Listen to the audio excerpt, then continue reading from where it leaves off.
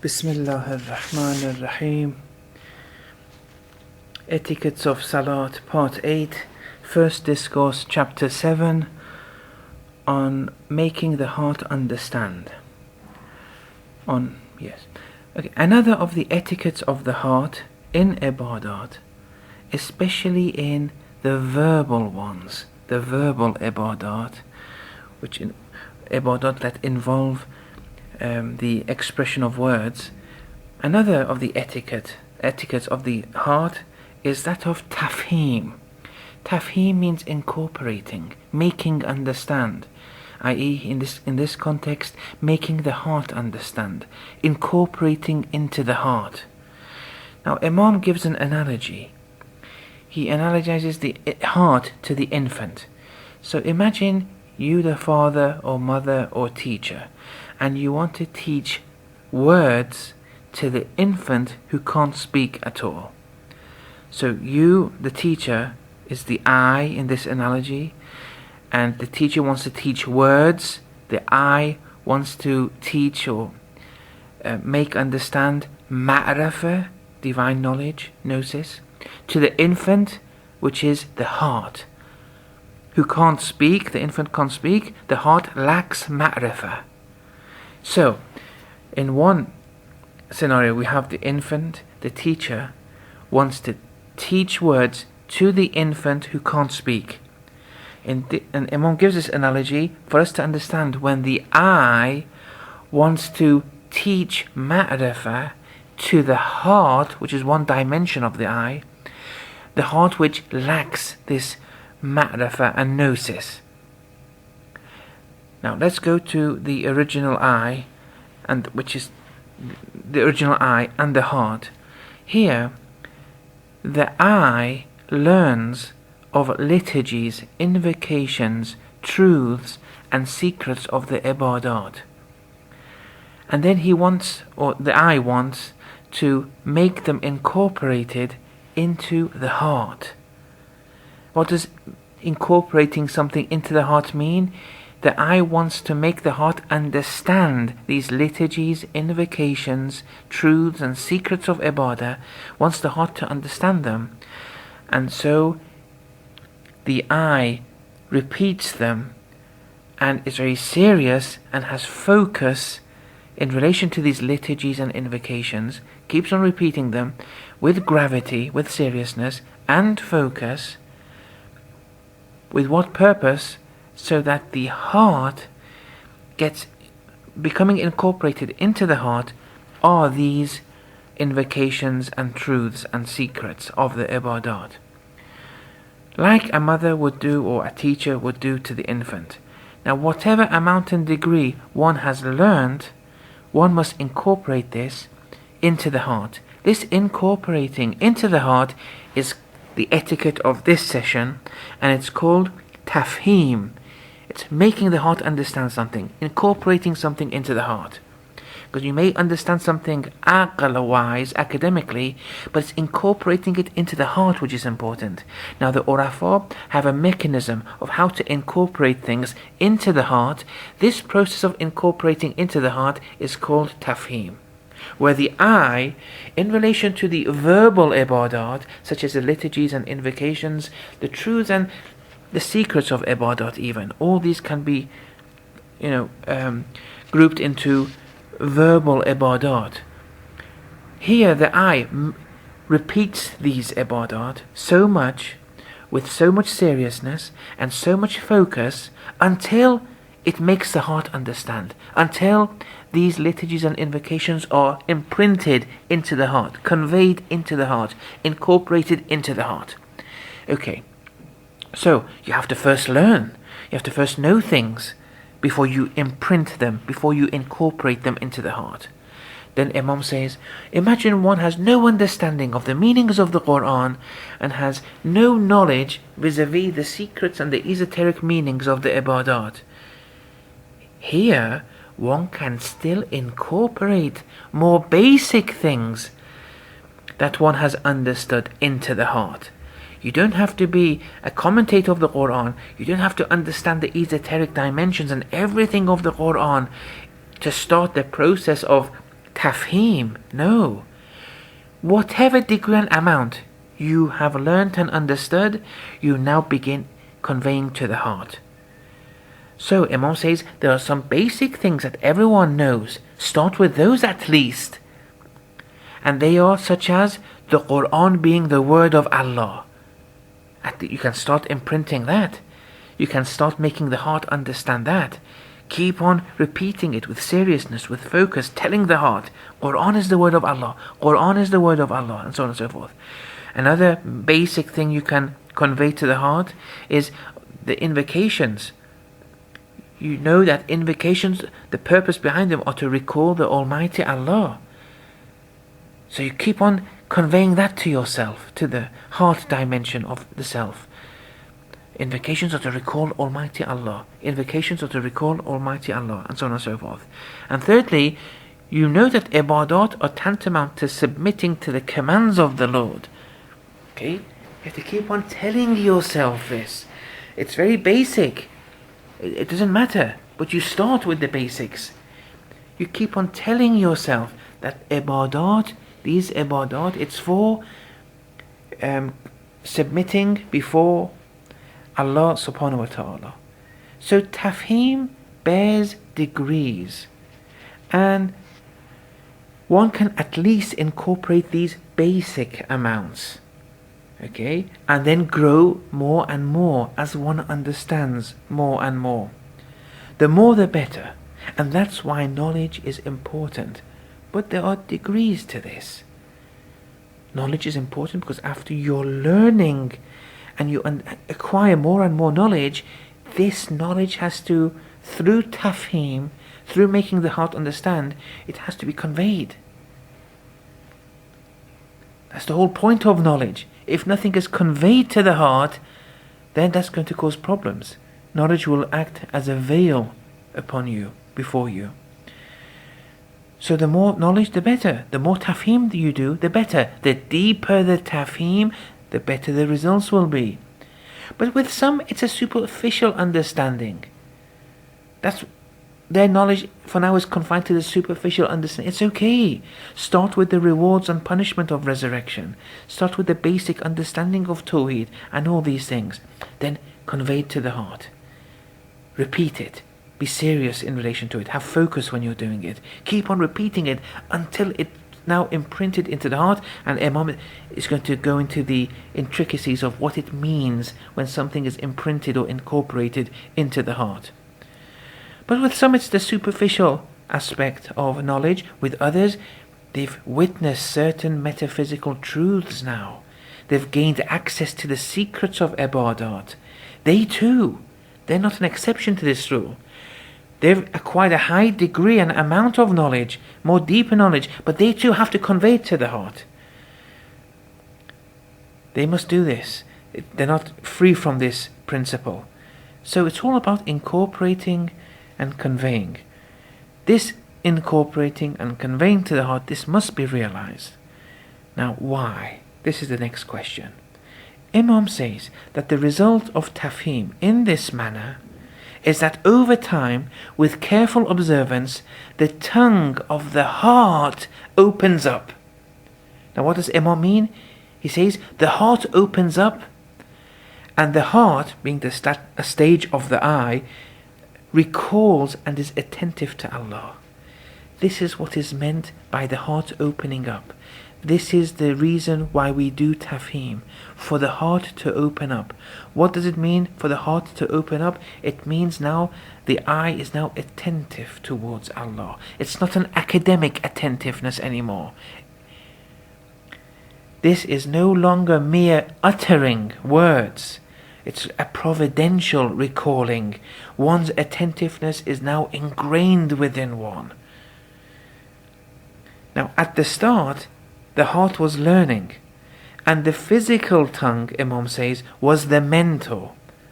And as the tongue, the physical tongue utters, the heart recalls and follows that which the tongue expresses. So we have the heart, which is the learner, and the tongue, the physical tongue, is the mentor. And at the beginning, the heart is the student, the physical tongue which just merely utters repetitively, is the mentor. And the heart abides by the physical tongue, the eye abides by the physical tongue, and just listens and follows that which the tongue expresses. But after the heart's tongue opens up, the opposite results. And what's that? The heart opening up is the heart is now attentive and recalls. Okay? The heart now recalls, not the tongue like before, where the tongue used to express. The heart now is recalling the liturgies, the invocations, not the physical tongue. When the tongue of the heart opens up, or when the heart opens up, when we say the heart opens up, we mean the heart is now attentive towards Allah, providentially, not academically. The heart opens up, we mean that it is attentive to Allah.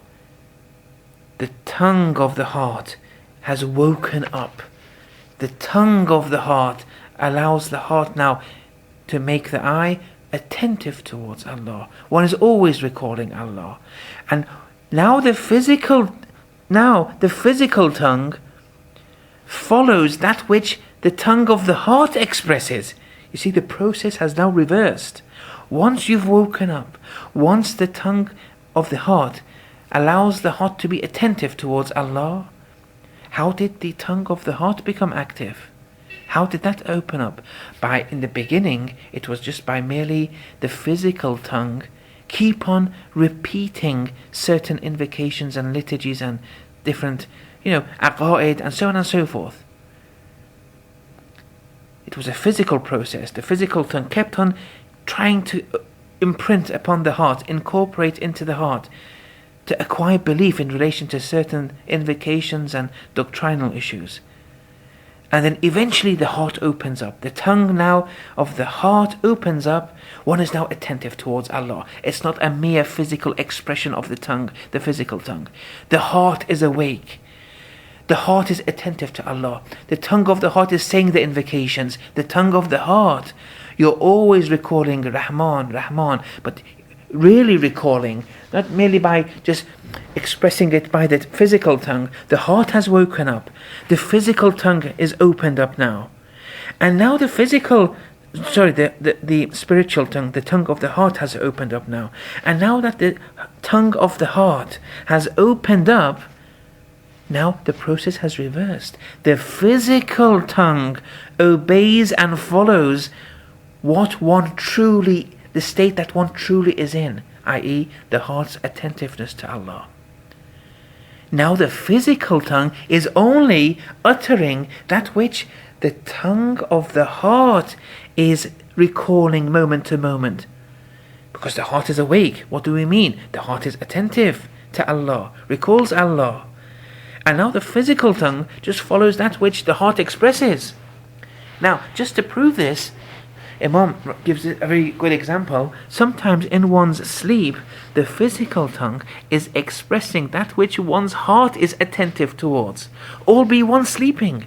So one is sleeping, but certain truths, let's say if it's religious truths, like invocations that have become second nature, have been ingrained within one, allowing the heart to have become opened up. Now you're sleeping, but the heart's awake. When you sleep, the heart's always awake. And the heart has become blended with these invocations because you did taf-heem so much with seriousness and focus that those truths that started with the physical tongue have been imprinted upon the heart now. It's become blended with the heart. Now you're sleeping, but the heart's awake. The heart's always awake. And now your heart especially is attentive to Allah and the religious truths. When you're asleep, the tongue is still saying the liturgies and invocations. You're asleep, but the tongue, because it's following the heart, the tongue is saying, Ya Rahman, Ya Allah, Ya Allah, Subhanallah, Subhanallah. And the person beside you is listening to all this. That's a good sign. That's a good sign. It's a sign that the heart's woken up. You've entered a very important domain here of the eye. The heart is now attentive to Allah. Here is a good sign, is a good evaluating sign for oneself. Imam gives others too, other signs. So the tongue now, the physical tongue, follows that which the heart expresses. So just to prove this, sometimes in one's sleep, the physical tongue is expressing that which one's heart is attentive towards, all be one sleeping. Nevertheless, the heart is awake and attentive, and its tongue open, and so the physical tongue follows suit. Now be one awake or asleep. And that which is within and attentive to, and that which is within and attentive to the celestial realms of existence is manifesting itself to the outside, Imam writes. That which is within the heart and attentive to the celestial realms of existence, because once the heart opens up, it's now attentive to Allah, attentive to all metaphysical realms of existences as a result of taf-heem. And that which is within you now is manifesting itself to the outside world. So it comes in the form of the tongue expressing these truths. Now the same happens if you, for example, do taf-heem in relation to bad things. For example, someone is in love with a pop star or a car or something like that, and the heart becomes blended with that.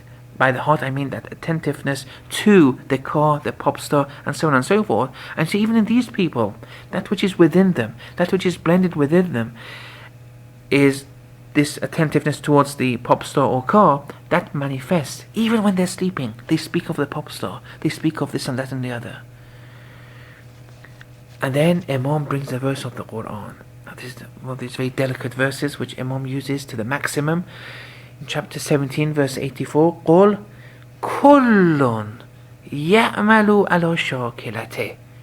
Say, everyone acts, everyone functions according to one's nature. Now this verse, in this context, Imam wants to give kind of esoteric interpretation to it. He's saying that one who says invocations whilst asleep, is doing so based upon one's attentiveness and one's heart that has been blended tightly with those invocations. Everyone acts according to one's nature. Your nature is that of invocations. You did it so much through taf-heem. You did so many invocations. In the beginning, it was just physical expression of words through the physical tongue. But you did it so much, and you practiced. Eventually it became imprinted upon the heart. It became second nature to you. That's your nature. Everyone functions and acts on a par with their nature. Your nature is that of invocations, of divine truths. Even when you're asleep, you function according to your nature. Very, very delicate wording here by Imam Rahmatullah alayh. Now, in the context of Sayr Suluk, Imam notes that from the very beginning, this etiquette of taf-heem must be paid heed to. Why? Imam says, so that the heart's tongue, which is the real objective, be opened. We want to open the tongue of the heart. We want that attentiveness to Allah to start. Then Imam wants to give us some signs so that we can ascertain for ourselves when in fact our heart's tongue has opened up. I.e., when that real attentiveness has started, that real tawajjuh. Remember tawajjuh? In the earlier sections we spoke about that. That has many important connotations in Sayr Suluk. He says that Imam says that you know when the heart's tongue has opened up when the burdens and difficulties of physically and verbally invoking are eliminated before one, and rather there exists joy and ecstasy when invoking and doing invocations and liturgies and so on and so forth, rather than spiritual fatigue and lethargy. Then Imam goes to the analogy that he started in the book. When the teacher teaches the infant, but the infant makes no response, it becomes tiring for the teacher after a while. But once the infant starts speaking, once the infant, and if you recall the infant being the heart in the analogy, once the infant starts speaking, all burdens are erased, and the teacher, the I, continues with joy and full of energy. See, it's a very important point, this. The point here that Imam, I think, is referring to is this, that when you're in the domain of physically recalling Allah with the physical tongue, saying Ya Allah, Ya Rahman, and so on and so forth, or other things in relation to Allah, even in doctrine, it becomes tiring after a while. And when it becomes tiring, it means it hasn't been fully imprinted into the heart yet. Because if it does become imprinted and conveyed and become incorporated into the heart, once the tongue of the heart opens up, then the tongue automatically follows suit, the physical tongue automatically follows suit from what the heart is attentive to. And when you're attentive wholeheartedly towards Allah, of course there'll be joy. Of course it's all attentiveness. The lethargy and fatigue only crops in when it's an academic endeavor. Once the tongue of the heart opens up, once the attentiveness starts, the physical tongue automatically, wholeheartedly will follow suit. And there's no tiredness there. It's all joy and happiness. Okay, for some it may be momentarily, for some it may be more. Some people's heart may open up for a little moment and then close again. It all depends on the nature and degree of how much you imprinted, how much you did taf-heem properly. Now, when you become tired and you acquire fatigue in relation to this recalling, like when the teacher keeps on teaching the infant, but the infant makes no response, at the end the teacher becomes tired.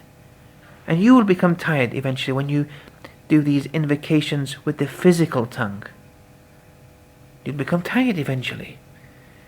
That's a sign you haven't imprinted it upon the heart yet. But once it is imprinted, once the infant, the heart, begins to speak, that's it. In the same way the teacher, all the teacher's tiredness will go now, because now the infant has started speaking, and the teacher will keep on giving more and more. In the same way, once your heart's tongue opens up, and that attentiveness, don't forget the domain of the heart, attentiveness, and that constant recalling of Allah happens now providentially. It's now ingrained within you, that attentiveness towards Allah.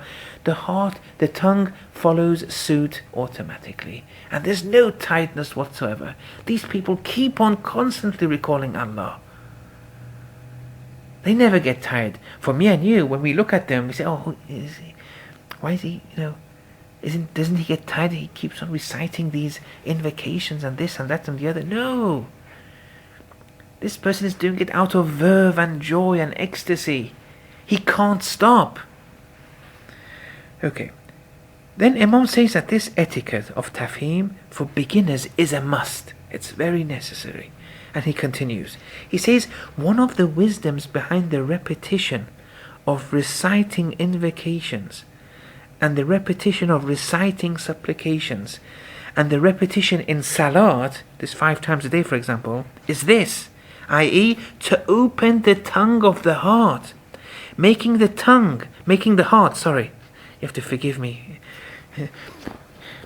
So it's one of the wisdoms behind this repetition that the Sharia gives in relation to the invocations, in relation to the supplications, in relation to the Salat, this 5 times a day, and even the Mustahab Salat, is that the Sharia wants to open the tongue of the heart, making the heart, the eye, recall, making the heart attentive towards Allah, making the heart submit. And this meaning can be observed in the noble traditions, Imam Khomeini says. See, this is one of the very important aspects to this book, especially in this first discourse. In every article of Seyr Suluk, in every step, in every mechanism and tool of Seyr Suluk that Imam has mentioned so far, he's provided an aqli, an intellectual basis to it, through giving certain examples that we can relate to. And also he's proved them through texts, be it of the Quran or the traditions of the Ahlul Bayt. Now this is irfan from a mujtahid. And this really gives a lot of importance to this book. Another book which is very important in Sayr Suluk is Ayatollah Hasanzade's book, Man in the Gnostical Tradition. That book too, he gives a set of visions and apparitions that he's undergone, and then he proves them through the intellect and through traditions and verses of the Holy Quran. This is very important for the learner, for the student to appreciate. Okay, now here Imam says this meaning can be observed in the noble traditions. In one tradition, Imam Sadiq alayhi salam narrates that Amirul Mu'mineen, whilst speaking on the etiquettes of recitation, for example, of the Quran, said, "Cast the Quran firmly into your hard-hearted hearts, your stone-hearted hearts, and do not recite for the sake of just completing the chapter." You see, here we have taf-heem. Here we have this idea of conveying and imprinting upon the heart, but in relation to the Quran, everyone to their own degree. But do it through taf-heem. Don't let the intention be just for me to end this chapter. Well, if that's the intention, and there's no taf-heem in mind, there's no, that seriousness and focus of taf-heem isn't there, that Quran won't benefit you, or if it does, it's minimum. Or in another tradition, Imam Sadiq alayhi salam says to Abu Osama, "O Abu Osama, summon your hearts to recall Allah, and refrain from thoughts that displeases Allah." You see here, summon your hearts to recall Allah. This is again taf-heem here. Ask your hearts to keep on recalling Allah. Whatever, in whatever dimension, be it liturgies, invocations, other truths, but convey it, imprint it upon your heart. Now, as I say, the degree of the truths can differ. Even if someone sees visions and everything, imprint it upon the heart. Do it, keep on doing it. Don't let go, otherwise it'll escape. Even the perfect disciples, even the perfect imams, alayhimus salam, they observe these etiquettes too. For different reasons to us naturally, but we see it there. For example, once Imam Sadiq alayhi salam fainted in prayer. On recovery, he was asked what exactly happened, O Imam? And he replied, "I repeated this verse so many times until I heard it from the speaker himself, Allah. But my body did not have the capacity to bear his power." And he fainted. Now, the wisdoms behind that, the secrets underlying that in relation to the Imam, that's another story. But still, we see taf-heem here, but of a very high level being practiced. Other traditions from the Ahlul Bayt is narrated from Abu Dhar that one night the Holy Prophet sallallahu alaihi wasallam got up and repeated the verse. I have the translation here. I don't have the actual verse number, unfortunately. Actually, it's better if I get the actual number of the verse, so we don't. Right. Let me just find. Right, it's reference number 56. Yes, it's chapter 5, 118. Sorry about that. And the verse says, "If you, Allah, punish them," one of the prophets is saying this, "if you punish them, but they're indeed your servants. But if you forgive them, you are indeed almighty, all-wise." Abu Dhar is saying that the Holy Messenger one night, on waking up, kept on repeating this verse. Why? Now maybe this verse's repetition was constantly increasing the compassion of the Holy Messenger. But their compassion has no limit. And the Imam, the Holy Prophet, was keep on repeating it. Now where's the compassion? Why is the Holy Messenger, where's the pity over the servants of Allah? Where is the compassion in this verse? I think it's the Holy Messenger. It may be Nabi Isa too. I have to check the commentary. But whatever... No. in the Quran, in chapter 518, I'm not sure if it's in relation to the Holy Prophet or Nabi Isa, but here Abu Dhar is saying the Holy Prophet would keep on uttering this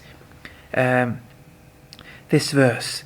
I think it's in relation to Nabi Isa, but anyway, the Holy Prophet is always uttering it. Now, why is he always uttering it? Which aspect is important here? It's his pity over servants of Allah. It's his compassion towards servants of Allah. Where he's saying that if you punish them, but they're your servants. You see that pity over servants taf-heem is arising, even with the Holy Prophet, because he had absolute compassion in relation to servants.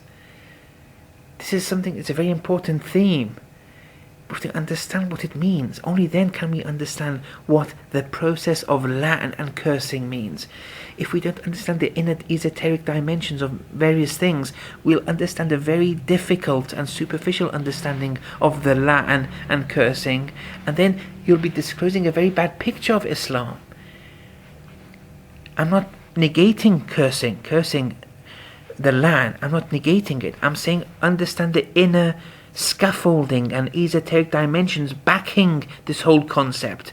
Only then you will truly be a true curser. Otherwise it will be a minimum cursing, a minimum la'an, which may even go against you. These are important themes. They have to be opened up. Anyway, see, if you punish them, but they're your servants, and if you forgive them, you are indeed almighty, all wise. They are indeed your servants. He kept on repeating. It's this phrase which was important in this verse for him. That, these are Allah's servants. And I have to always have pity, compassion towards them. Okay. Now, in short, the truth of recalling and being attentive is the recalling and being attentive of the heart. That's what we want.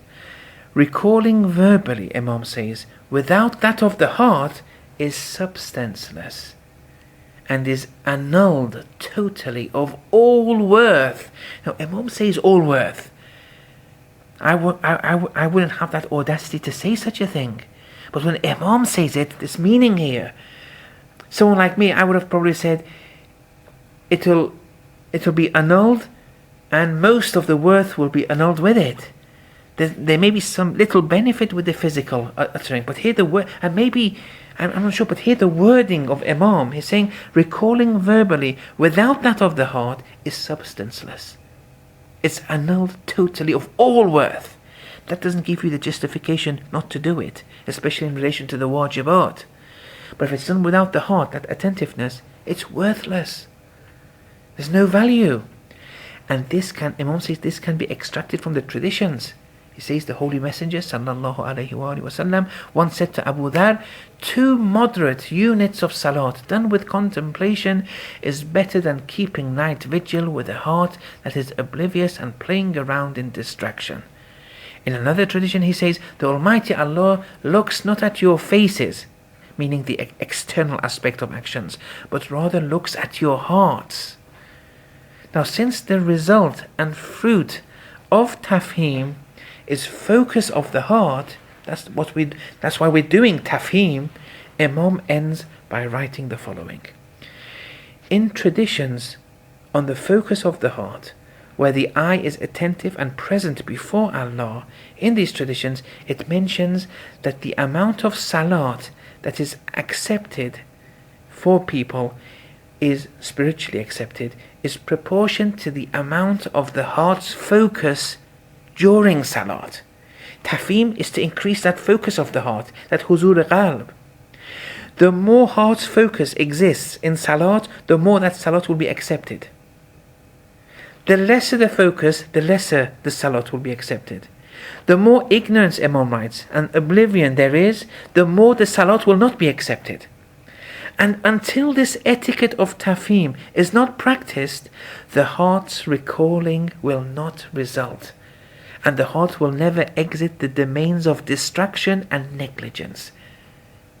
That attentiveness will arise arise. You will always be in distraction and negligence. You'll always be in distraction and play. lah and la'ib. It's all a play. The heart never woke up. The heart's tongue never opened up. Attentiveness never truly occurred, wholeheartedly, maybe academically, momentarily too. The purpose of taf-heem is that focus, is to enhance the focus of the heart. In proportion to the amount of focus of the heart, your salat will be accepted.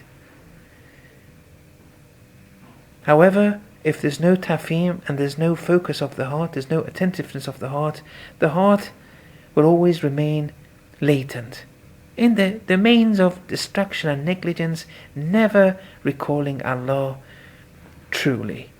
And then in one tradition, Imam Sadiq alayhi salam says, assign your heart as a qibla to your tongue. I mean, now this tradition has meaning for us now. The heart has to be the qibla. The tongue has to follow this qibla. The physical tongue just follows suit from the heart. You open the heart. That has to be your qibla for the physical tongue and all other limbs to follow suit. And the tradition continues, don't move it, don't move the tongue. Save through the heart. Save through the heart giving instruction. The tongue of the heart. And then the physical tongue following suit. Otherwise, if this heart doesn't become a qibla for your body and other limbs, including the tongue, it will be bare of any value. The ibadat that you do, it will be value free. It will be a minimum, even less. In order for the heart, Imam ends, to be the qibla and the tongue and other limbs to follow it, this etiquette, Imam says, this etiquette of taf-heem must be executed. And if one manages to assign the heart as the qibla without doing taf-heem, Imam just ends by saying that would be deemed a very exceptional exception, and one must not be complacent with this, because for 99.99% of the people and cases, it has to be done through taf-heem. And if it is acquired through other than taf-heem, if this attentiveness is acquired through other, don't be complacent with it. It's a rarity. It's an exception. But don't be complacent with it. You go through the mechanisms as they should be gone through. Now, if through Allah's grace some things happen automatically, that's Allah's grace. But you go through, you have to make an effort. And in this session, it was about taf-heem and the role taf-heem has. Now we're slowly getting into very delicate areas now, because he's introduced the concept of huzur al-qalb, focus of the heart, and he's related taf-heem to this. And then he says, to the extent that this huzur al-qalb, salat will be accepted, and taf-heem was a preliminary precursor to this. These sessions are becoming now a bit more delicate, and one has to pay attention. Why? Because now practical instructions are to be given by Imam Khomeini. He wants to give practical solutions for us now. Practice is coming more and more out of theory. He's going to give us now practical things to do. This is important. Wa sallallahu ala Muhammad wa ala alihi.